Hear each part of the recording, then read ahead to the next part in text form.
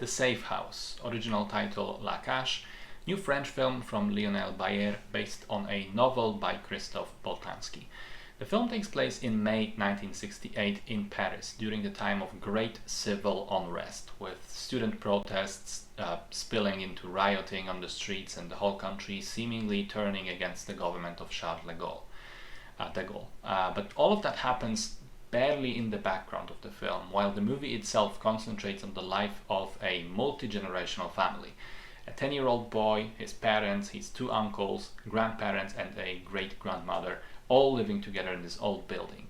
Each of them has a passion, but all of them feel like a unit, sticking together through thick and thin. And I know so far this barely counts as an explanation of what the movie is about, but there's a reason for it. There isn't really any plot to speak of. And it also isn't particularly character driven, because none of the characters in the film are really explored in depth or properly developed. It's the closest to a slice of life film showing life during these major historical events. But the problem for me is that those events are pushed way too far into the background. I get a sense that perhaps this was the idea of the film, to show an interesting time through the lens of a rather ordinary family and how their small world, small lives are affected.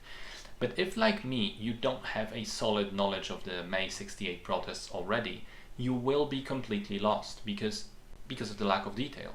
It's hard to appreciate seeing how something major impacts the lives of people when you have no frame of reference of what that something major even is.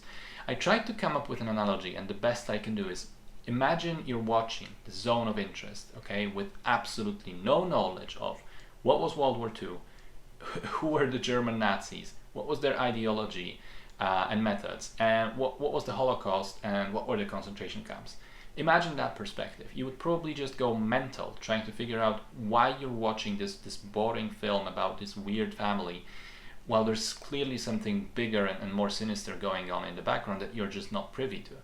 And obviously, World War II and Holocaust are something that people are far more aware of, so it's highly unlikely that anyone will ever approach The Zone of Interest from that perspective. But it's not the same for the May 68 events and for The Safe House. I didn't know what happened then. I didn't know why it was significant and what impact it had on European politics in the years to come. And as a result, the movie was a rather boring and uneventful black box to me.